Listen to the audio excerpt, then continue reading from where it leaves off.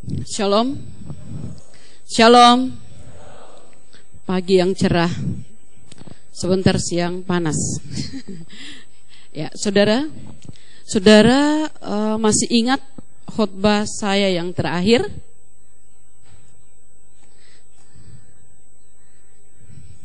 Siapa yang masih ingat? Angkat tangan siapa yang masih ingat? Ya.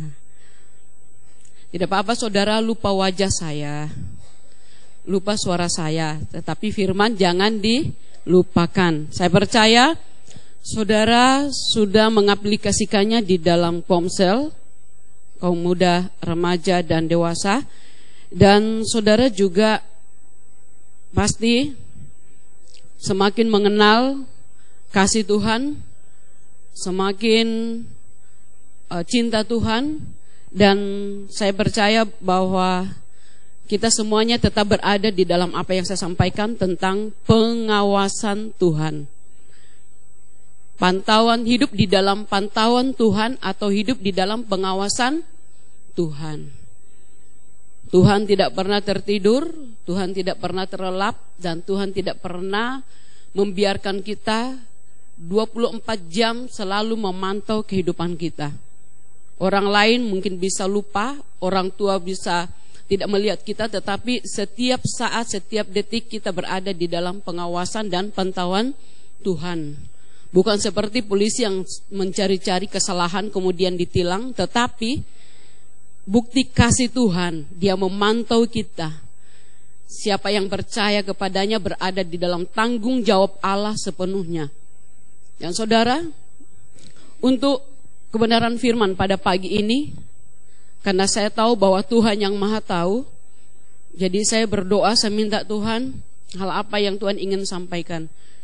Dan kemudian saya diberikan hal ini, tema ini. Saya ingat bahwa ini beberapa tahun atau sudah 10 tahun yang lewat lalu pernah saya sampaikan, karena saya ingat berdekatan dengan meninggalnya orang tua atau ibu dari saudari Ana. Jadi saya ingat bahwa saya pernah menyampaikan hal ini, tetapi kemudian karena bukan kehendak saya, ya Tuhan yang memantau dan Tuhan yang melihat situasi keadaan kita, sehingga Tuhan ingin selalu mengingatkan kepada kita hal yang sangat penting kita perhatikan di dalam kehidupan kita.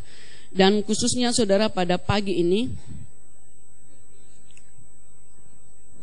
saudara melihat bahwa perlombaan dan pertandingan yang diwajibkan, dikatakan diwajibkan, perlombaan dan pertandingan yang diwajibkan.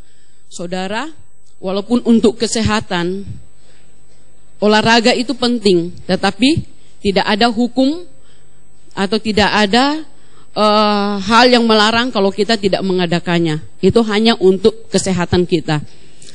Tetapi yang namanya perlombaan atau pertandingan, saudara pasti ingat atau saudara bisa hubungkan dengan kegiatan tersebut, yaitu olahraga atau pertandingan-pertandingan yang sering saudara perhatikan.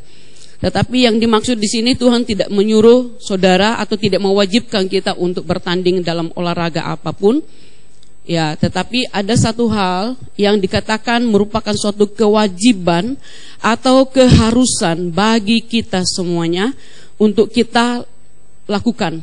Siap atau tidak siap, mau atau tidak mau. Begitu saudara masuk di dalam posisi sebagai anak Allah, komitmen untuk mengakui Yesus sebagai Tuhan dan Juru Selamat saudara, saudara sudah berada di dalam arena pertandingan atau perlombaan yang disediakan bagi kita.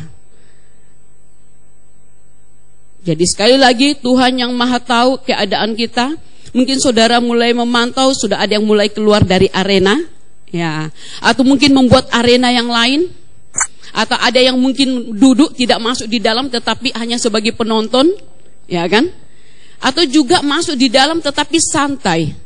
Nah, santai dan tidak ikut di dalam pertandingan. Atau ikut tetapi ya pokoknya menang tidak, yang penting saya sudah ada di dalamnya. Nah saudara, bukan sikap ini yang Tuhan kehendaki. Jadi sekali lagi, saya tidak tahu entah berapa kali lagi, kalau Tuhan kehendaki, hal ini selalu diingatkan. Ya saudara yang saya kasih dalam Yesus Kristus. Nah, perlombaan yang diwajibkan. Sekali lagi, kata lomba ketika saya lihat di dalam kamus, itu artinya adu kecepatan atau adu ketangkasan. Adu kecepatan atau adu ketangkasan. Kemudian kalau berlomba berarti mengadakan satu, ya dikatakan adu berarti tidak hanya satu orang tapi dua orang. Kalau tanding itu dikatakan tanding si lain, tetapi bertanding berarti tidak hanya satu orang tapi bertanding berarti adu kekuatan. Yang dibutuhkan dalam hal ini adalah tenaga. Ya, saudara lihat di dalam gambar yang namanya lomba seperti yang saudara mungkin pernah lakukan atau lihat di dalam acara televisi, yaitu orang atletik atau pelari. Ya, itu adalah adu kecepatan.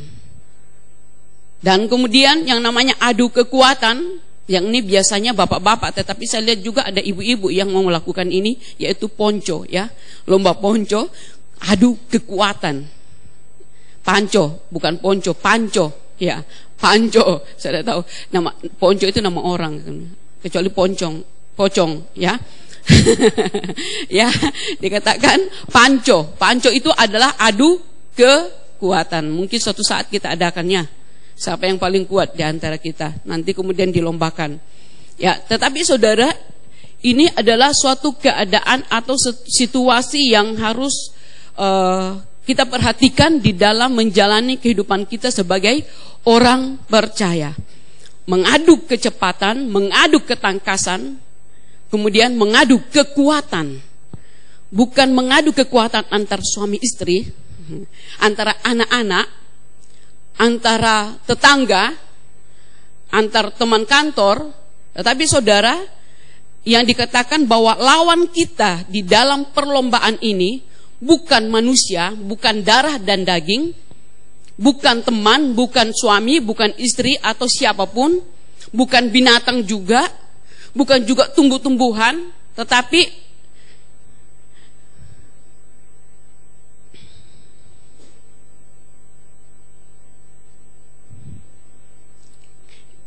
ya, saudara, lawan kita adalah siapa? Ya, ini. Kenapa kita memerlukan suatu ketangkasan atau kita perlu ikut di dalam lomba? Lawan kita sekali lagi bukan orang-orang yang ada di sekitar kita. Tetapi kita tahu bahwa lawan yang selalu mengintai, mengintip, ya saudara baca di dalam 1 Petrus. Ya, kalau di dalam Yohanes 10 ayat 10a itu adalah dikatakan pencuri datang untuk mencuri, membunuh dan membinasakan. Dan di dalam Petrus 1, saudara silakan buka di dalam Petrus pasal 1.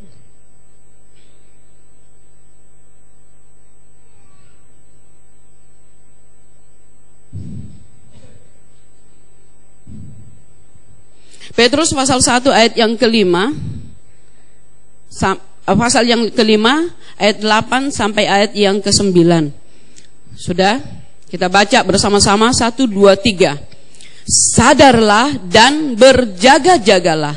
Lawanmu si iblis berjalan keliling sama seperti singa yang mengaum-ngaum dan mencari orang yang dapat ditelannya.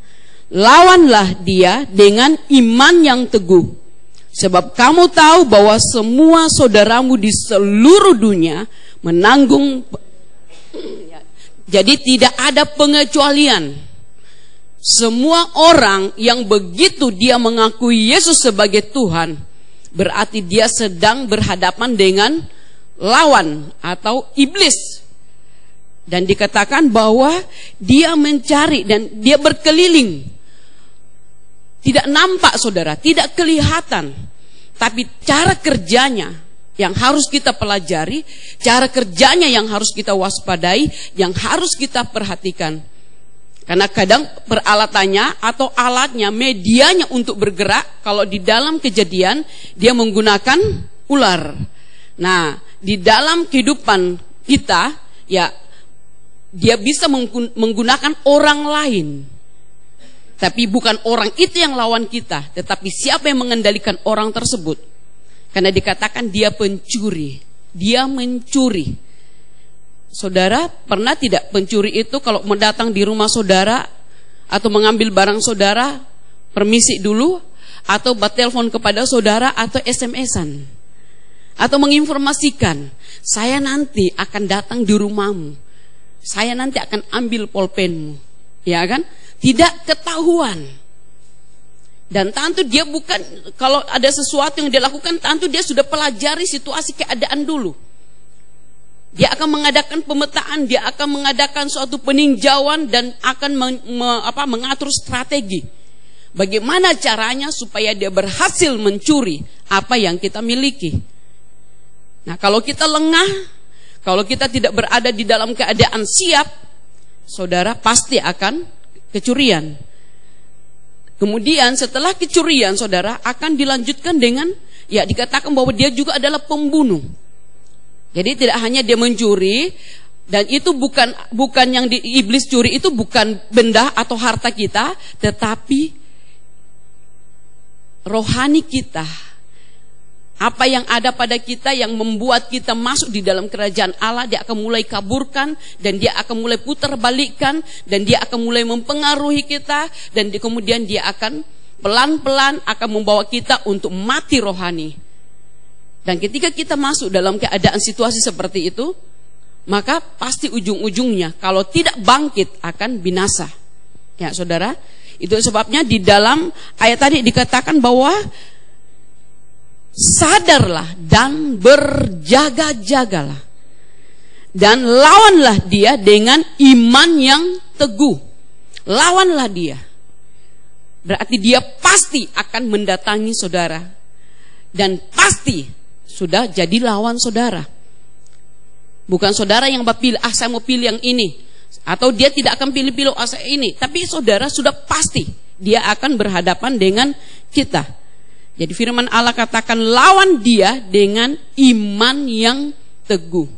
Bukan iman kerupuk, bukan iman seperti Sprite atau Coca-Cola. Begitu dengar firman, saya cinta Tuhan, yang terutama dan yang utama, segenap. Begitu dimakan, berseiring dengan berjalannya waktu, sudah mulai lupa. Kalau lupa pasti tidak melakukannya. Dan kemudian saudara, lawan kita yang berikutnya. Nah, ini saudara, sudah dibahas panjang lebar dari Bapak Gembala sampai pada ada seri kedua. Ya saya tidak tahu, mungkin nanti ada seri ketiganya. Tetapi tentang Galatia 5 tidak dibacakan, tetapi yang dibahas itu yang harus kita minimalis, yang harus kita tekan di dalam diri kita adalah keinginan daging, perbuatan daging. Di dalam kehidupan anak-anak rohani, anak-anak yang masih kanak-kanak rohani, bukan anak-anak rohani, kanak-kanak rohani, seperti yang disampaikan pada minggu-minggu lalu, kekuatannya tidak seberapa. Saudara, saya berhadapan dengan saudara sebagai orang dewasa. Tidak ada anak kecil di sini ya. Anak kecil lagi main di belakang. Dan makanan ini adalah makanan yang keras. Artinya bahwa hal ini harus kita perhatikan sebagai orang dewasa di dalam hidup kita. Mereka anak kecil itu, anak sekolah minggu yang dikatakan kanak-kanak itu masih hidup di bawah sadar. Tetapi ketika mulai membedakan mana yang baik, mana yang benar, mana yang salah, ketika mulai akil balik, maka hal ini kita sudah harus berhadapan secara pribadi menghadapinya. Jadi dikatakan perbuatan daging atau keinginan daging. Saudara buka di dalam Galatia pasal 5. Daftarnya saudara mulai perhatikan perbuatan daging. Di dalam Galatia pasal 5 ayat 19.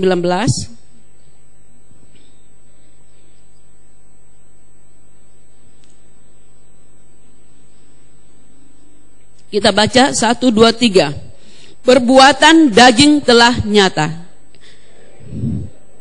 Ulang-ulang, banyak yang bergumam. Supaya saudara tidak mengantuk dan supaya saudara firman itu seperti tancap di tanah yang baik dan bagus, saudara ikut. Ya, ikut.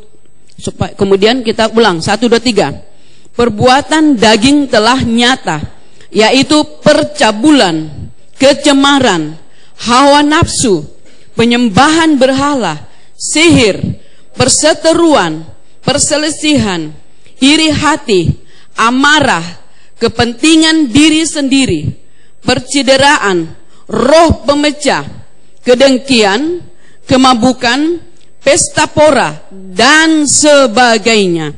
Terhadap semuanya itu kuperingatkan kamu, seperti yang telah kubuat dahulu, bahwa barang siapa melakukan hal-hal yang demikian, ia tidak akan mendapat bagian dalam kerajaan Allah.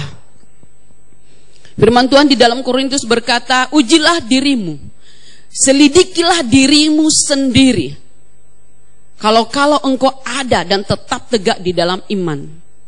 Saudara, firman Tuhan ini kita pakai untuk menguji diri kita dan memperbaikinya. Dikatakan bahwa kalau volume keinginan daging, kekuatan daging itu besar kuasanya di dalam diri kita, maka dikatakan bahwa itu akan mempengaruhi kehidupan rohani kita,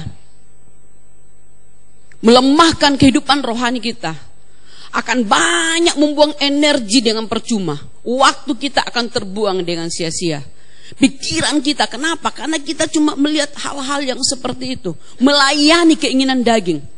Jadi mana yang saudara harus perhatikan untuk diperangi, ditekan. Mungkin begitu kita menjadi orang percaya, tidak akan langsung lupa begitu saja. Itu mujizat dan itu bisa saja terjadi.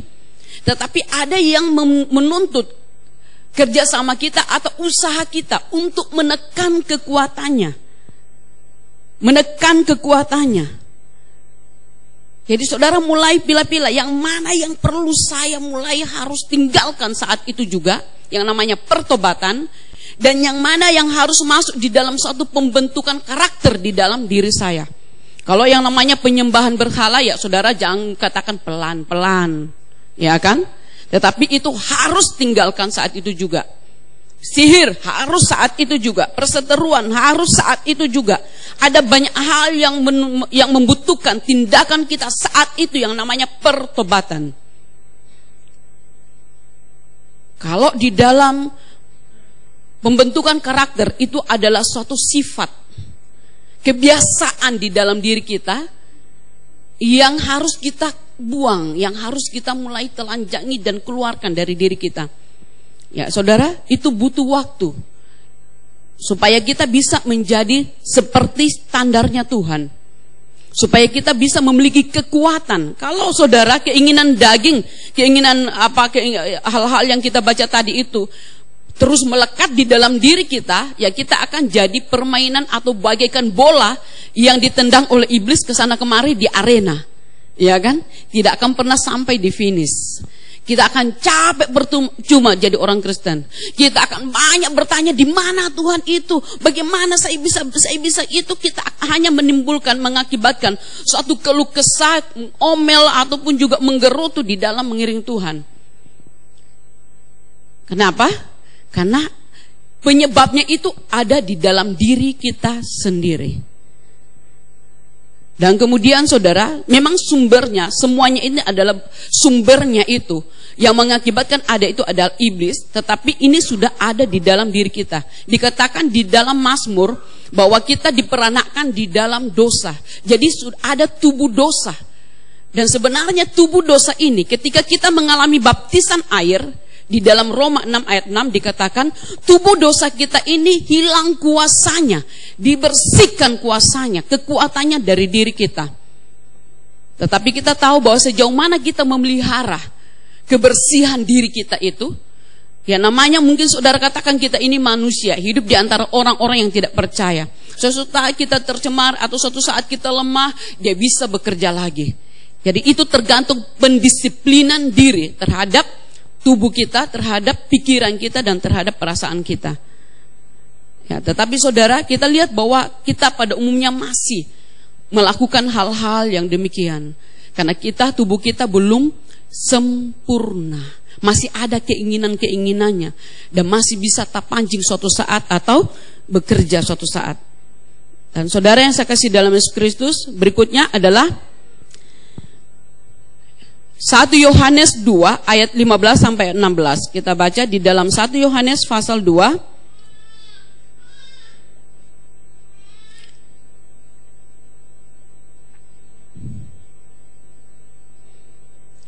Kita baca, sudah kita baca bersuara dengan keras saudara. 1, 2, 3. Janganlah kamu mengasihi dunia. Ulang. 1, 2, 3. Janganlah kamu mengasihi dunia dan apa yang ada di dalamnya. Jikalau orang mengasihi dunia, maka kasih akan Bapa tidak ada di dalam orang itu. Sebab semua yang ada di dalam dunia, yaitu keinginan daging dan keinginan mata, serta keangkuhan hidup, bukanlah berasal dari Bapa melainkan dari dunia. Dan dunia ini sedang lenyap dengan keinginannya. Tetapi orang yang melakukan kehendak Allah tetap hidup selama-lamanya. Nah ini saudara, janganlah kamu mengasihi dunia. Bukan berarti saudara tidak boleh mengasihi bumi Indonesia ini. Bukan. Dunia beda dengan bumi kita. Ya, dunia itu adalah sistem yang ada di dalam dunia, yang bersumber dari hikmat dunia dan juga dari kuasa kegelapan, yang berada di dalam pengendalian kuasa kegelapan. Ya, saudara, kalau bumi kita perlu pelihara, tanaman, ya, kemudian kebersihan lingkungan perlu kita pelihara. Tetapi sistem-sistem yang ada di dalam dunia ini, yang dikatakan bahwa dunia ini berada di bawah kuasa si jahat. Dunia ini berada di bawah kuasa si jahat. Masih berada, belum sepenuhnya direbut. Orang-orang percayalah yang berada di setiap tempat, di setiap kantor, di setiap instansi, itu yang harus menerangi, yang harus mulai mendirikan kerajaan Allah, yang harus mengubah hal-hal duniawi itu menjadi hal-hal yang berisi kerajaan Allah atau damai sejahtera Allah di situ. Itu tugas saudara dan saya. Tetapi segala sistem-sistem yang ada, kita tahu bahwa itu berada di dalam pengendalian kuasa kegelapan. Karena ketika Yesus dicobai, apa yang dia katakan? Dia menawarkan dunia dan segala keindahannya. Yang penting Yesus sujud menyembah kepadanya. Ya, saudara, kita berada di dalam dunia yang gelap, tetapi kita menjadi anak terang atau cahaya Tuhan untuk menerangi kegelapan. Jadi dikatakan bahwa dunia ini sedang lenyap dengan segala keinginannya. Jadi kita berdoa supaya setiap sistem pemerintahan yang ada di Indonesia, di kota kita, di mana kita bekerja, itu sesuai dengan kehendak Allah. Jadi saudara, kalau kita tidak berusaha dan berjuang dan juga memiliki prinsip iman di dalam menghadapi segala bentuk cara-cara, hal-hal yang fokusnya adalah untuk keinginan daging, keinginan mata, keangkuhan hidup, kita akan masuk di dalam alirannya, kita akan masuk di dalam keadaan mereka. Ya, dikatakan janganlah kamu mengasihi dunia, yaitu keinginan daging, keinginan mata dan keangkuhan hidup. Karena semua hal itu akan lenyap. Kalau kita melakukannya, kita juga akan dilenyapkan. Dan inilah saudara yang kita harus hadapi. Sekali lagi, bukan darah dan daging, bukan manusia, tetapi inilah lawan kita. Dia berusaha supaya kita tidak meraih kemenangan. Dia berusaha supaya kita tidak meraih mahkota yang disediakan bagi kita. Saudara, kita kembali kepada Ibrani pasal yang ke-12 tentang perlombaan yang diwajibkan bagi kita. Ibrani 12 ayat yang pertama. Saudara bisa baca di depan juga, saudara bawa Alkitab silakan, saudara silakan mencatat. Kita baca 1, 2, 3. Karena kita mempunyai banyak saksi, bagaikan awan yang mengelilingi kita, marilah kita menanggalkan semua beban dan dosa yang begitu merintangi kita, dan berlomba dengan tekun dalam perlombaan yang diwajibkan bagi kita. Itulah saya kasih menjadikan tema, yaitu perlombaan atau pertandingan yang diwajibkan. Saudara, kalau dikatakan diwajibkan, itu berarti tidak ada cara lain. Tidak ada pertimbangan lain. Suatu keharusan yang harus kita hadapi. Ya, saudara, karena kita tahu bahwa iblis tidak berhadapan atau tidak mencuri atau tidak membunuh binatang-binatang, bukan itu, tetapi kita, orang percaya. Kalau orang yang belum terima Yesus, itu tidak akan dia ganggu. Itu sudah konco, itu sudah teman. Ya kan?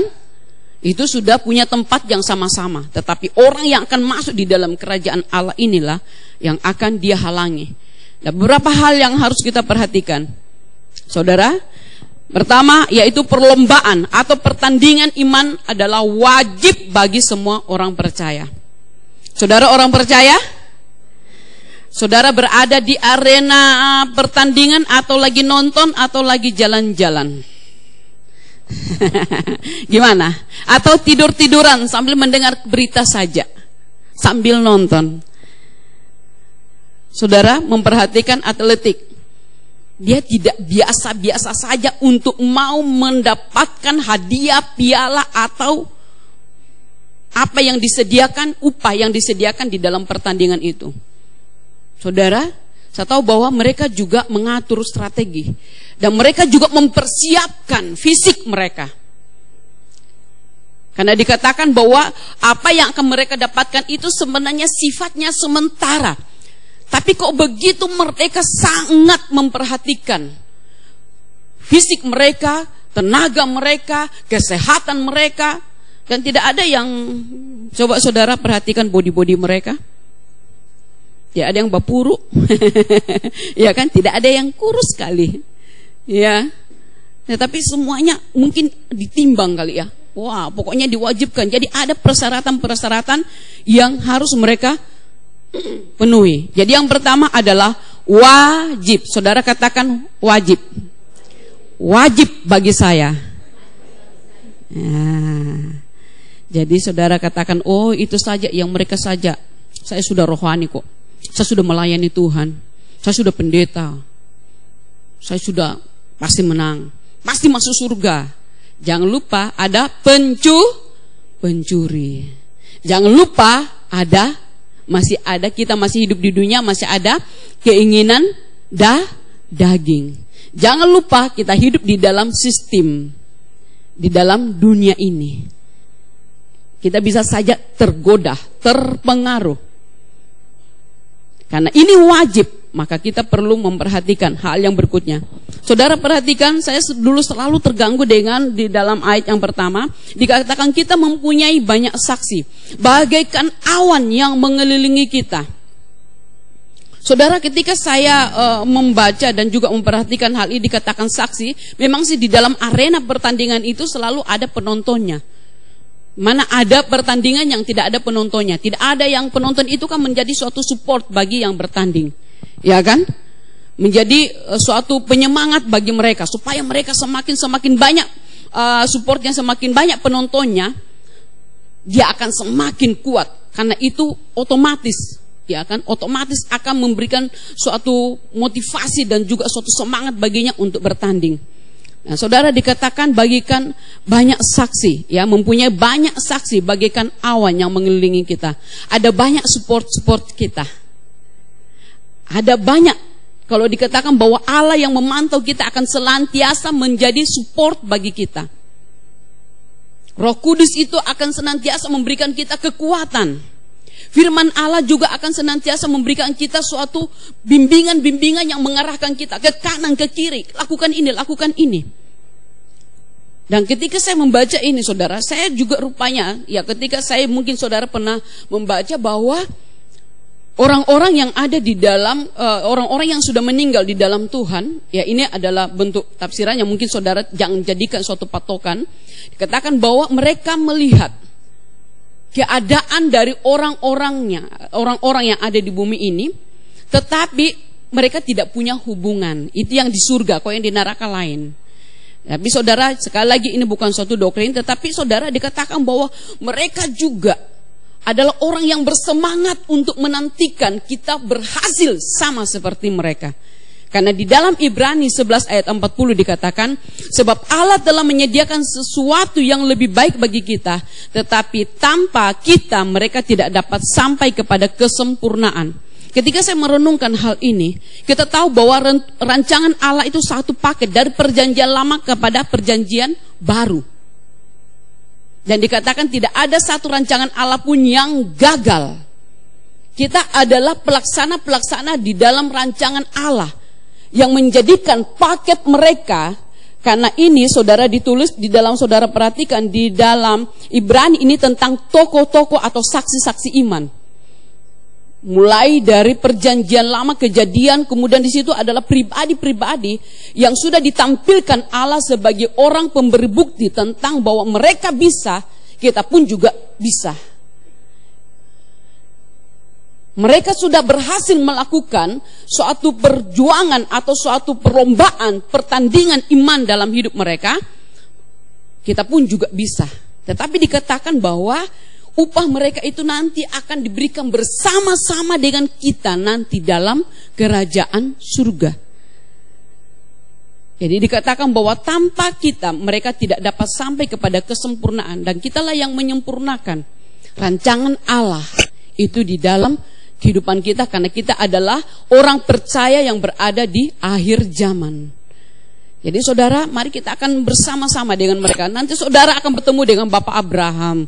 Saudara akan bertemu dengan Bapak Nuh. Saudara akan bertemu dengan pahlawan-pahlawan iman yang sudah melakukan apa yang sedang diperhadapkan kepada kita.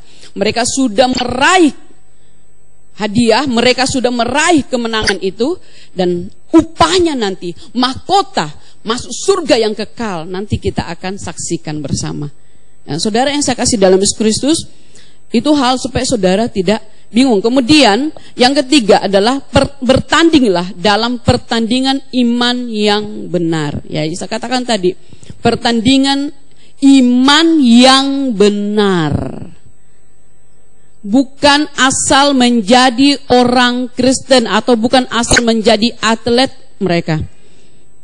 Orang yang asal-asalan ikut bertanding di lapangan atau di arena pasti tidak akan pernah berhasil.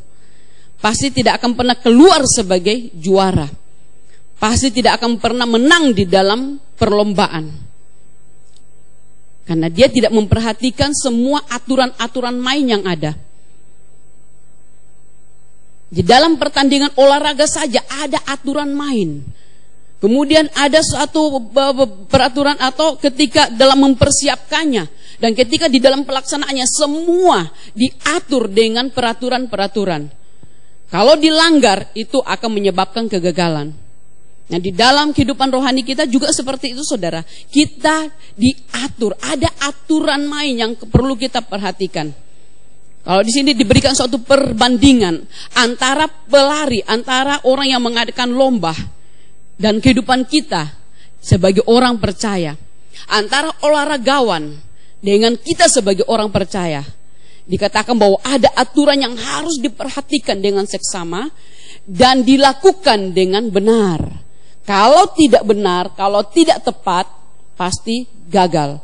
Karena dikatakan bahwa iblis itu, dia tidak hanya masuk pada pintu, tidak hanya masuk melalui jendela, tapi dia akan masuk melalui lubang yang kecil, celah yang kecil, yang mungkin kita tidak sadari.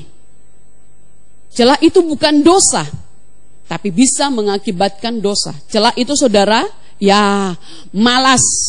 Celah itu saudara juga kalau kelaparan, ya ada makanan terus saudara kelaparan, itu celah. Kenapa saudara? Contohnya, kalau saudara kita lapar itu biasanya kita akan cepat emosi. Ya kan? Cepat emosi, cepat marah, ya, sakit gigi. Ya kan? Saudara, ada yang pernah sakit gigi? Yang paling saudara tidak sukai ketika sakit gigi itu apa? Ribut. Wah, ada orang yang saudara bercerita tambah sakit rasanya ini. Ya kan? Cepat emosi. Jadi sakit itu bukan dosa, mungkin penyebabnya adalah dosa, tetapi sakit itu, kelemahan fisik itu bukan dosa, tetapi bisa jadi celah. Bisa membuat kita, bisa membuat jendela atau pintu bagi iblis untuk mengambil keuntungan. Jadi kita harus perhatikan baik-baik aturan main. Saudara, kenapa sampai Adam dan Hawa berhasil digoda oleh si jahat? Karena firman yang diputar. Firman, kedengarannya firman Tuhan, tetapi diputar. Sehingga sebenarnya artinya jadi berbeda. Saudara mungkin sudah ikut KTB, sudah dengar firman Tuhan, tetapi saudara tidak perhatikan bahwa kadang-kadang firman itu disalahgunakan. Ya kan? Betul tidak? Kadang-kadang seperti itu. Wah, ada juga berfirman seperti ini. Oh, boleh juga seperti ini, boleh juga seperti ini. Atau ya ada juga yang tidak mau pakai firman. Nanti di gereja saja itu. Ya, dikatakan seorang olahragawan hanya dapat memperoleh mahkota sebagai juara apabila ia bertanding menurut peraturan olahraga. Jadi jangan pakai logika sendiri di dalam bertanding. Jangan pakai cara sendiri, jangan pakai masukan dari yang lain kalau tidak sesuai dengan firman Tuhan. Walaupun mereka katakan ini pengalaman saya dan berhasil. Lihat saya. Ya kan? Tetapi saudara harus sesuaikan dengan firman. Itu yang dikatakan bahwa kita berada di antara orang-orang yang tidak percaya. Mereka bisa menghalalkan segala cara, tetapi kita hanya boleh menggunakan cara Tuhan. Firman Allah. Jangan keluar dari firman Allah. Begitu saudara tergeser sedikit, wah, itu akan berdampak ke depan di dalam hidup saudara. Jadi tidak apa-apa saudara dibilang ambisi nabi, ya kan? Mau jadi pendeta, saya dari SD atau dari apa? Dari SMP, ketika guru tanya atau ketika apa selalu, kamu mau jadi apa nanti? Kamu cita-cita apa? Pendeta. Ya, ketika di SMA saya mulai lain pikiran situ, tetapi dalam hidup kemudian dikatakan, wah, kamu cocok jadi pendeta. Walaupun mereka tidak tahu. Kenapa saudara? Karena mereka tahu bahwa kita bukan orang yang mengikuti cara-cara yang tidak benar. Mereka nyontek, mereka mulai pakai cara-cara yang lain. Saya nanti kelas 2 SMA baru saya tahu, baru teman-teman semua satu persatu bersaksi. Mengapa sampai mereka lolos di sekolah itu? Mereka katakan, kamu tahu kalau saya lalu sampai saya lolos di sekolah ini pasti karena Jen. Kamu bayar berapa? Saya tanya kemudian teman-teman semua yang bercerita lain, hampir lebih dari 50% teman saya semua pakai uang masuk di sekolah tersebut. Dan macam-macam, tergantung suka-suka siapa yang menerima mereka. Ya kan? Dan saudara, mungkin anak tidak melakukan itu, tetapi orang tua mendukung. Pelanggaran kecil. Atau mungkin itu sudah budaya. Itu sudah biasa. Ya kan? Di PDM saya katakan boleh tidak berhutang. Saya tanya satu-satu. Karena semi komsel. Boleh tidak berhutang? Yang lain boleh. Boleh. Kenapa? Itu sudah dari dulu. Itu sudah budaya. Boleh tidak berhutang? Boleh. Kenapa? Tidak tahu. Pokoknya boleh. Tidak apa-apa. Kan nanti dibayar. Mulai boleh tidak? Ada satu yang bapak yang katakan tidak boleh. Wah. Kemudian setelah saya perhatikan di dalam firman, saya perhatikan di dalam ayat-ayat, ternyata orang percaya itu dia hanya boleh meminjamkan, tetapi tidak boleh berhutang. Kalau saudara mau kredit silakan, karena ada jaminan kan, Silahkan kalau mau ke bank atau di usaha, yayasan. Tetapi kalau berhutang kepada orang lain, individu, akan merusak hubungan kita satu sama lain. Kecuali saudara, aduh pinjam dulu, atau kemudian langsung saudara memang tepati, harus dibayar. Jangan sampai itu jadi celah, hal yang mungkin sudah jadi budaya. Tapi itu dapat mengganggu, karena sebanyak-banyak juga yang masuk di dalam telinga saya. Ini dia berhutang, dia pinjam uang tetapi tidak kembali-kembali. Dia pinjam, dia janji 1 tahun atau bukan bulan depan. Wah enak sekali saudara kalau kita memang pinjam. Tetapi begitu mau kembalikan, aduh susahnya. Saudara harus, itu bukan, Tuhan tidak akan memberikan jaminan diberkati orang yang punya pola hidup seperti itu. Jadi saudara mungkin juga, saya pernah berhutang kepada saudara, saudara tagihlah, tidak apa-apa. Ya, diakonnya mungkin masih ada ya, saya belum bayar. Ya saudara, tetapi saudara harus, apakah itu dalam bentuk iuran, apakah itu hal yang ditetapkan atau apa yang namanya, saudara itu tidak boleh. Itu sudah celah. Itu sudah melanggar aturan-aturan di dalam permainan itu. Mungkin dalam hal lain kita usaha jaga sedemikian rupa hidup kita. Berdoanya peperang rohani setiap hari dalam nama Yesus. Rancangan si jahat atas hidup saya, pekerjaan saya begini-begini. Tetapi di lain ada lubang yang lain yang tak buka lebar, di mana dia bisa masuk untuk mengambil keuntungan. Jadi saudara, dikatakan tadi, saya sampaikan tadi, ujilah dan selidiki baik-baik keadaan rohani kita. Jangan sampai saudara, karena itu tugas kita, jaga hati. Jadi semuanya harus kita perhatikan dengan seksama. Kalau diri kita pasti kita tahu lah. Kau yang tahu, Tuhan saya tidak tahu. Wah, itu mungkin kalau yang ke depan, rancangan yang ke depan yang Tuhan sudah tetapkan, tapi cara-caranya mungkin kita tahu. Tetapi apa yang kita lakukan? Minta Roh Kudus kasih ingat kalau lupa. Saya ingat dulu saudara ketika saya bertobat. Sudah lama sekali. Saya minta ampun. Waktu saya SMP, saya mungkin pernah cerita, saya pergi di kios saudara. Tapi saudara jangan takut kalau saya sekarang pergi di toko saudara. Tidak seperti dulu lagi saya. Saya pergi di kios, saya pakai daster kan. Ada daster yang kantongnya besar. Terus saya mau beli dodol. Saya selalu ingat itu, karena itu pengalaman yang paling berkesan. Saya beli dodol, uang saya tidak cukup, sementara ada teman di rumah. Saya juga mau hidangkan dodol. Maka saya mulai lihat strategi. Ada pembeli yang lain. Kok itu sedang melayani pembeli yang lain? Saya di sini beroperasi. Iya. Saya ambil dodol itu kok, karena mungkin kok itu sudah sering lihat muka saya. Kok saya ambil dodol ya ini. Saya mulai ambil. Kemudian uangnya tidak cukup. Sudah tidak apa-apa, tambah aja. Saudara, kemudian saya bayar kok itu. Sengaja kan? Kemudian saya mulai lupakan. Saya tidak merasa bahwa itu akan membawa saya masuk dalam kerajaan neraka. Saya akan tetap masuk kerajaan surga. Dan ketika saya bertobat, itu waktu SMP, saya belum terima Yesus dan saya belum tahu firman Tuhan, walaupun dari kecil saya Kristen. Ketika saya bertobat, hal yang pertama Tuhan ingatkan, ketika membaca tentang Sakeus yang mengembalikan 4 kali lipat, Roh Kudus langsung ingatkan, bangkitkan memori yang paling sudah kubur berapa puluh tahun. Dulu. Aduh, saya langsung ya ampun. Bagaimana caranya? Saya pergi, saya minta tolong. Waktu itu saudari Licik, minta tolong kita pergi di toko yang ada di Nokila Lakis itu. Kemudian kenapa? Saya langsung pergi membayar. Saya masuk, bukan kok yang berjaga, anaknya. Kok saya katakan begini, saya lalu pernah ambil barang, uangnya tidak cukup. Jadi saya mau bayar sekarang, saya bayar uangnya. Dia tahaga terus begitu saudara. Kenapa? Mungkin dia bilang, kok bisa Pak pinjam? Tidak boleh Pak pinjam kan? Harus bayar kan? Kok ada yang minjam?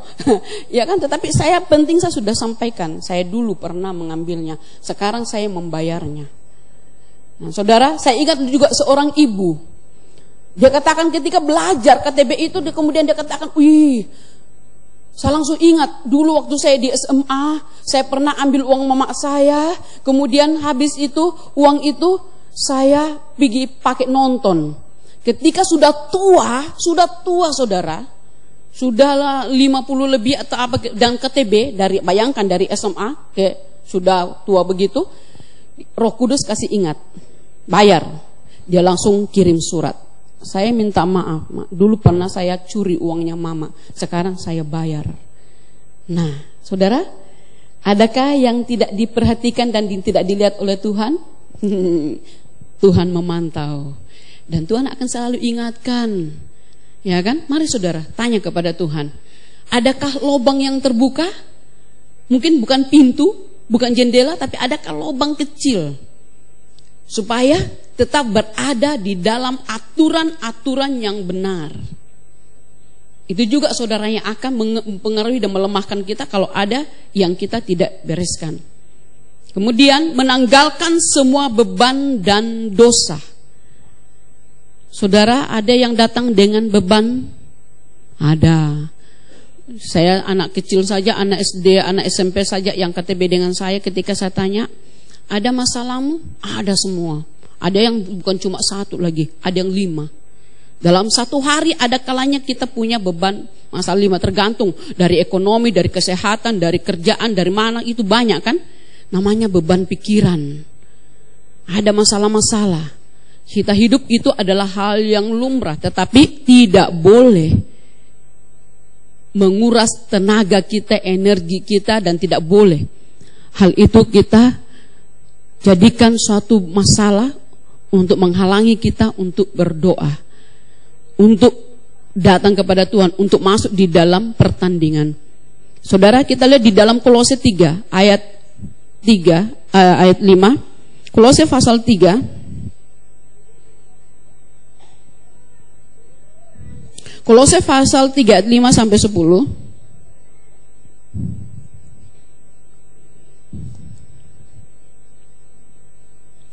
Sudah kita baca 1, 2, 3.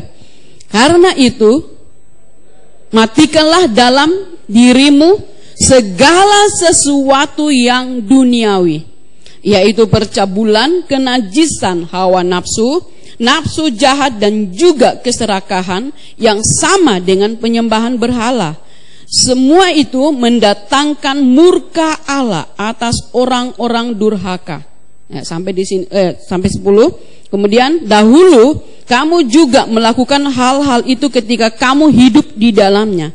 Tetapi sekarang buanglah semuanya ini, yaitu marah, geram, kejahatan, fitnah, dan kata-kata kotor yang keluar dari mulutmu. Jangan lagi kamu saling mendustai, karena kamu telah menanggalkan manusia lama serta kelakuannya, dan telah mengenakan manusia baru yang terus-menerus dibaharui untuk memperoleh pengetahuan yang benar menurut gambar Khaliknya. Ini bagian daripada penghalang tadi, lawan tadi. Saudara, ini dikatakan bahwa ini yang harus kita tanggalkan, kita matikan dan buang. Silakan saudara introspeksi, masih ada? Sedikit-sedikit, kecil-kecil. Tapi saudara, dikatakan bahwa kita harus matikan. Ada usaha di dalamnya. Karena kita tidak tahu kapan Tuhan datang. Kalau kita tidak ada usaha, tiba-tiba Tuhan datang, wah, kita dikatakan murka Allah tetap ada di dalamnya. Itu mengakibatkan Allah murka. Dan pasti orang yang tetap berada di dalamnya tidak akan masuk di dalam kerajaan Allah. Ya saudara, matikan dan buang. Tekan, bersihkan. Firman Allah itu yang dikatakan membersihkan. Firman Allah itu membersihkan. Jadi saudara, ketika ada firman Allah, cepat selesaikan. Kemudian di dalam Filipi 3 ayat 13, melupakan apa yang telah di belakang. Ada orang yang trauma dengan hal-hal tertentu. Kalau yang mungkin trauma, ya mungkin kayak seperti takut trauma ketinggian, atau lihat ular atau apa, ya saya kira itu bukan hal dosa, tetapi itu bisa mengganggu saudara. Jadi dikatakan ya melupakan masalah-masalah yang lalu, karena banyak orang yang sudah disuruh masuk di arena, sudah berada di dalam arena. Iblis pakai lagi masa-masa lalu itu untuk, hey, kau ingat dulu, ya kan? Jadi akhirnya dia mulai kendor lagi, iya ya, tidak akan bisa. Mulai maju lagi, mulai sungguh-sungguh lagi, iblis mulai ingatkan. Kok ingat? Jadi saudara, bisa saja iblis menggoda, tapi jangan tergoda. Bisa saja iblis bangke, ungkit-ungkit dulu. Saya ingat satu kisahnya dari yang diceritakan tentang Bapak Martin Luther ya. Dikatakan pada waktu dia berada di dalam kamar kerjanya, kemudian tiba-tiba dia didatangi oleh si atau si iblis ya, dikatakan pada waktu itu. Kemudian datang dengan membawa daftar dosa. Panjang sekali, panjang. Dikasih lihat, Martin Luther, coba kau perhatikan, apa ini? Ini adalah daftar dosa yang kau lakukan. Bagaimana bisa kau mengadakan gerakan-gerakan itu? Bisa saja saudara, orang mau maju tiba-tiba diingatkan. Iblis ingatkan, iblis mulai tarik kembali, iblis mulai bayang-bayangi, iblis mulai tekan, intimidasi. Jadi saudara harus juga menghancurkan intimidasi dari kuasa kegelapan. Kemudian apa yang ketika dia melihat daftar-daftar yang sangat panjang tersebut, kemudian di atas meja daripada Bapak Martin Luther ini ada, kalau dulu kan orang pakai tinta, ya tinta cair. Ada tinta hitam, tinta biru, kemudian ada tinta merah. Dia langsung ambil tinta merah tersebut, terus dia siram. Itu dosaku, sebetul saya akui. Tapi darah Yesus seperti ini sudah menghapus semuanya. Saya sudah dibersihkan dari semua daftar dosa itu. Langsung hilang pada waktu itu si jahat. Karena memang tugasnya dia, bukan tugasnya, memang pekerjaannya dia adalah mendakwah. Ayub kan didakwah, ya kan? Kemudian ada imam di dalam perjanjian lama juga dikatakan dia didakwah. Si iblis mendakwah. Jadi saudara, selain dikatakan bahwa dia datang untuk mencuri, itu cara kerjanya. Salah satu cara kerjanya adalah untuk mendakwah. Jadi apa yang kita sudah selesaikan dengan Tuhan, apa yang sudah beres, jangan sampai kita dibayangi lagi dengan masa lalu. Lupakan apa yang telah di belakang. Jangan kalau saudara, ada yang orang bilang kalau yesterday people lain lagi ya. Yang istilahnya Bapak Gembala lalu, dulu saya sangat rajin sekolah minggu. Dulu saya sangat rajin ke remaja, kaum muda. Dulu saya rajin ikut doa. Sekarang, nah itu lain saudara. Itu berarti suatu hal yang perlu dibangkitkan lagi. Tetapi pengalaman-pengalaman pahit yang mungkin pernah merusak hidup kita bisa dipakai oleh si jahat untuk membayangi kita supaya tidak sungguh-sungguh berjuang adu cepat di dalam arena pertandingan. Dikatakan bahwa itu melupakan. Paulus katakan, aku melupakan apa yang telah di belakangku dan mengarahkan diri. Saya sudah dibebaskan, sekarang saya merdeka, saya akan arahkan diri kepada apa yang Tuhan tetapkan dalam hidup saya. Nah, saudara, mengarahkan diri kepada apa yang di hadapanku. Saudara lihat itu di dalam Filipi, mengarahkan diri kepada apa yang di hadapanku. Bagaimana caranya? Ketika dia sudah sedang mengambil ancang-ancang mengarahkan diri kepada apa yang di hadapannya. Filipi 3 ayat yang ke-14. Kita mulai dari ayat yang ke-13. 1, 2, 3. Saudara-saudara, aku sendiri tidak menganggap bahwa aku telah menangkapnya, tetapi ini yang kulakukan. Tidak ada suara. Ayo kita baca bersama-sama. 1, 2, 3. Saudara-saudara, aku sendiri tidak menganggap bahwa aku telah menangkapnya, tetapi ini yang kulakukan. Aku melupakan apa yang telah di belakangku dan mengarahkan diri kepada apa yang di hadapanku dan berlari-lari kepada tujuan untuk memperoleh hadiah, yaitu panggilan surgawi dari Allah dalam Kristus Yesus. Mengarahkan diri kepada apa yang di hadapanku. Ketika kita sedang mengarahkan diri dan kita sudah sedang berlari, tiba-tiba ada lemparan, kau dulu begini, kau ingat dosamu dulu, kau ingat. Tidak, sudah, dalam nama Yesus. Jangan saudara balik kanan kiri lagi, ya kan? Jangan. Atau tak duduk, sudahlah Tuhan, memang saya tidak layak. Nah, karena bagaimanapun kita punya masa lalu. Selain mungkin masa lalu pribadi kita, ada masa lalu dari kuasa kegelapan yang mungkin bisa mengejar kita, kutukan atau intimidasi atau hal-hal yang lain. Ya saudara, karena nenek moyang kita bukan bangsa Israel. Ya, ada penyembah berhala nenek moyang kita semua. Jadi saudara, mari menguasai diri dalam segala hal. Barang siapa yang mengikut aku, dia harus apa? Harus menyangkal diri dan memikul salib setiap hari. Penyangkalan diri. Hal-hal yang menghambat kita untuk berlari cepat, dikatakan disangkali. Hal-hal yang mulai menaruh perhatian kita sehingga kita sedang berlari, ada yang mulai kita lihat lagi, ada yang mulai kita datangi lagi, dan ada yang mulai mungkin juga membuat kita berhenti. Saudara, jangan dikatakan kuasai dirimu, kuasai ya. Minggu lalu Bapak Gembala sudah sampaikan, orang dewasa itu memiliki panca indera yang terlatih. Panca indera yang terlatih. Orang itu menguasai panca inderanya. Jadi ini yang harus kita miliki. Hal yang berikutnya, tidak tahukah kamu bahwa dalam gelanggang pertandingan semua peserta turut berlari, tetapi bahwa hanya satu orang saja yang mendapat hadiah? Ya, jangan iblis yang dapat hadiah, saudara. Karena itu, apa? Larilah begitu rupa sehingga kamu memperolehnya. Larilah begitu rupa. Jangan main-main dengan hidup kekristenan, saudara.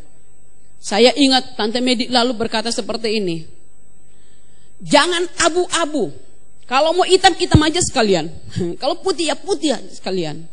Jangan sampai abu-abu, jangan sampai suam-suam. Jadilah orang Kristen yang benar. Jadilah pengikut Kristus yang benar. Tidak apa-apa saudara dikatakan ekstrim, saudara dikatakan fanatik, saudara dikatakan pendeta, saudara dikatakan ambisi jadi nabi. Tidak apa-apa kalau untuk Tuhan. Kenapa tidak? Ya kan? Larilah begitu rupa. Harus memiliki kekuatan daripada Allah. Bagaimana supaya kekuatan Allah itu berlimpah-limpah dalam hidup kita? Maka segenap roh, jiwa, dan tubuh kita dikuduskan sehingga kuasanya semakin mengambil alih dalam pikiran kita. Tadi dikatakan pikiranku dengan kehendakku semuanya untuk Tuhan. Tuhan tidak terima kalau ada nodanya. Tuhan tidak terima kalau ada pencemaran di dalam pikiran dan hati. Karena Tuhan mau persembahan yang kudus. Saudara, itulah suatu hal yang Tuhan ingin kita miliki. Sikap kita sebagai petanding, sikap kita sebagai orang yang berlari, orang yang masuk di dalam perlombaan, pertandingan. Karena dikatakan ada mahkota kehidupan yang disediakan bagi kita. Ada hadiah yang sedang menanti kita. Memang kita sudah terima Yesus, tetapi untuk mempertahankannya, untuk memeliharanya, perlu ada kerjasama supra ekstra dari kita. Ya, saudara, di dalam Yudas 1 ayat 20 sampai 12. Saudara, 1 dikatakan, bangunlah dirimu sendiri. Bangunlah dirimu sendiri. Masing-masing bertanggung jawab dengan rohaninya. Tidak tergantung dengan istri, dengan suami, dengan tetangga, dengan teman, tapi masing-masing membangun diri sendiri. Masing-masing masuk di dalam arena perlombaan. Tidak ada yang gandengan kan di dalam perlombaan.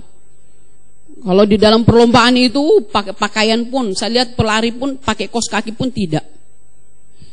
Seringan-ringannya. Ini bangunlah dirimu sendiri. 2, berdoalah dalam Roh Kudus. Minta pimpinan Roh Kudus di dalam doa, saudara. Karena kalau kita mau mengandalkan kekuatan kita, daging kita, kita akan cepat tidur. Kita akan cepat malas, berhenti mandek. Tapi kalau kita minta pertolongan Roh Kudus yang memang diutus untuk menolong kita, kita bisa konsisten di dalam hidup rohani kita. Kemudian peliharalah dirimu.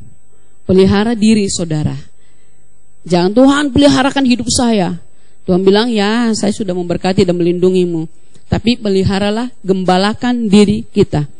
Dan yang sedang kita persiapkan saat ini untuk komsel-komsel, untuk kaum remaja, kaum muda, PDM dan juga dewasa. Tunjukkanlah belas kasihan kepada mereka yang ragu-ragu. Rampaslah jiwa-jiwa dari api. Jangan saudara menikmati berkat Allah, saudara termasuk orang berdosa, berhutang, kalau tidak memperhatikan orang lain, kalau tidak peduli dengan keselamatan orang lain. Mungkin anggota keluarga saudara, tetangga saudara, teman kantor saudara, teman sekolah saudara. Tunjukkan belas kasihan juga kepada mereka. Doakan mereka. Karena jiwa mereka pertanggung jawabannya dituntut dari kita. Dalam Yeskel berkata, kalau orang yang berdosa itu ada di sekitarmu dan engkau tidak mengingatkan dia, engkau tidak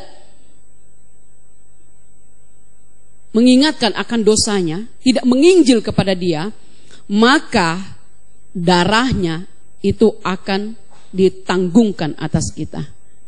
Ya, saudara, tidak main-main. Jadi tidak kita hanya mengejar bagaimana kita puas hidup, bagaimana kita menikmati rancangan Allah, bagaimana kita menang, tapi sambil saudara ingat keselamatan jiwa-jiwa yang lain. Berlarilah, bawalah diri saudara untuk berada di dalam arena dan pertandingan yang benar.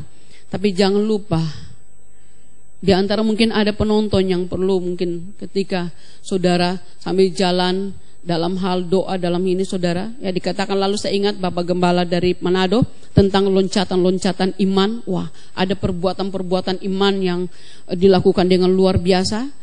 Tetapi saudara, kita juga perlu mengingat orang-orang yang belum menerima keselamatan. Hutang ditagih kepada kita. Kita berhutang kepada mereka. Dan kita bersalah, kita berdosa kepada Tuhan. Kalau kita membiarkan mereka ragu-ragu, kita membiarkan mereka binasa. Nah saudara, inilah pesan Tuhan yang saya dapat bagikan kepada kita semuanya. Kiranya menjadi suatu hal yang perlu dan kita perhatikan di dalam hidup kita secara pribadi. Jangan sampai membuang waktu dengan percuma. Jangan sampai membuang tenaga saudara dengan percuma. Jangan sampai membuang berkat-berkat Allah itu hanya untuk diri saudara. Tetapi ingat, orang lain perlu. Saudara, kita berdiri. Kita menaikkan pujian, Yesus kau kebenaran yang sudah menyelamatkanku. Dan saudara, kita menjadikan pujian ini sebagai satu komitmen di hadapan Tuhan dalam menjalani kehidupan rohani kita. Kalau ku hidup bagi Tuhan.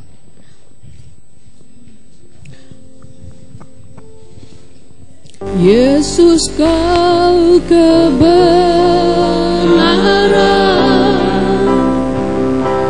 yang menyelamatkanku.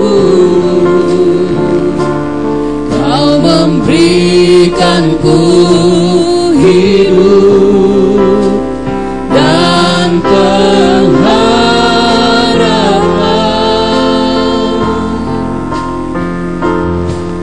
ikut kehendak-Mu, ku perlu anugerah-Mu,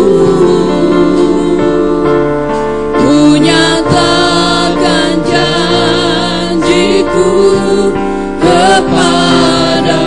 Sekali lagi, Yesus kau kebenaran. Yesus kau kebenaran yang menyelamatkanku. Kau memberikanku hidup dan pengharapan.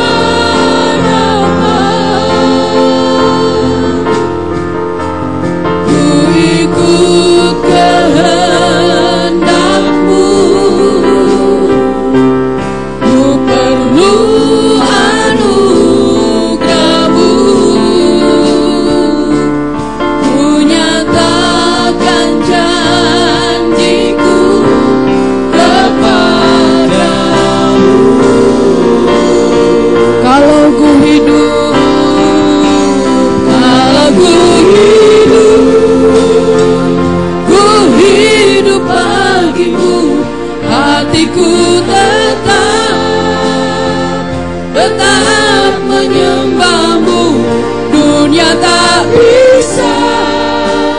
menjauhkanku dari kasih-Mu.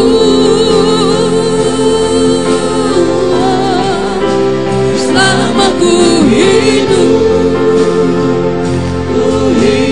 bagimu, mataku tetap Amen Tuhan. Dunia tak bisa menjauhkanku dari kasih-Mu. Kalau ku hidup, ucapkan komitmen saudara. Hatiku Amen, tetap menyembah-Mu. Dunia tak bisa menjauhkanku dari kasih-Mu. Selama ku hidup bagimu, mataku tetap memandang-Mu. Dunia tak bisa menjauhkanku dari kasih-Mu. Dunia tak bisa, dunia tak bisa menjauhkanku dari kasih-Mu. Dunia tak bisa, dunia tak bisa menjauhkanku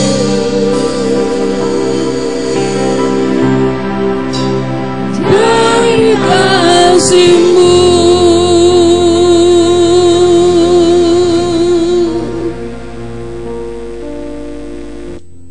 Roh yang ada di dalam kami adalah roh yang lebih besar dari roh apapun yang ada di dalam dunia ini. Dan Engkau telah bangkit dan memberikan kemenangan-Mu kepada kami. Kami bukan orang yang kalah, tapi kami adalah pemenang. Dan saat ini kami sedang berada di dalam arena Tuhan untuk memperjuangkan, untuk mempertahankan keselamatan yang telah Engkau anugerahkan bagi kami. Kami menyadari kemampuan kami tidak seberapa. Sebab itu Roh Kudus, kami mohon pertolongan-Mu agar kami tetap berada di dalam aturan-aturan. Kami tetap berada di dalam kebenaran-Mu, di dalam menjalani kehidupan kami, agar si jahat tidak mengambil keuntungan atas hidup kami, agar kami tidak dipermainkan, tapi kami boleh tetap kuat dan menjadi kekuatan bagi orang lain. Tuhan, kami percaya Engkau terus memantau kami, memberikan support dan memberikan kepada kami pelindungan-Mu, pembelaan-Mu. Dan biarlah Tuhan, Engkau juga terus mengajar kami segala bentuk kekuatan duniawi,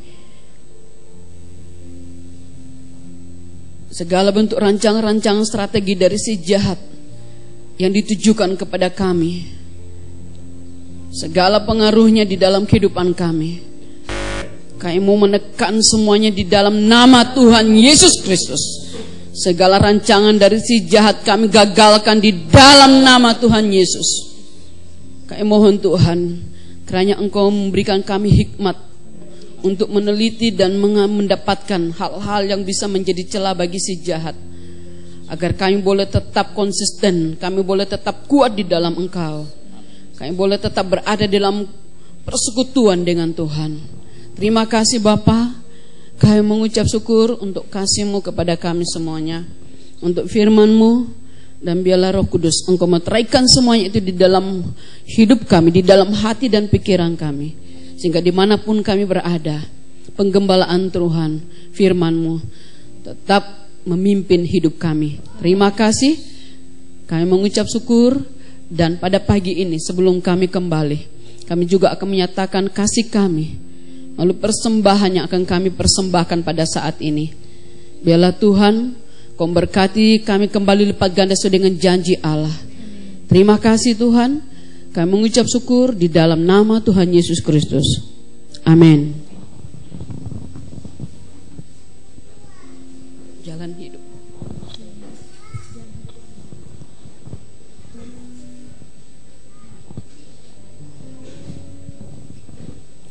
Jalan hidup orang benar. Ada ekstra kolektif, saudara. Diterangi oleh cahaya firman Tuhan. Jalan hidup orang benar semakin terang hingga rembang tengah hari. Apabila ia jatuh, tidaklah dibiarkan sampai tergeletak, sebab tangan Tuhan. Silakan berdiri. Silakan berdiri saudara. Dan membangunkan yang kembali jalan hidup orang benar. Jalan hidup orang benar diterangi oleh cahaya firman Tuhan. Jalan hidup orang benar semakin terang hingga rembang tengah hari. Apabila ia jatuh, tidaklah dibiarkan sampai tergeletak, sebab tangan Tuhan jua yang menopangnya dan membangunkan dia kembali, dan membangunkan dia kembali, dan membangunkan dia kembali, dan membangunkan, dan membangunkan dia kembali.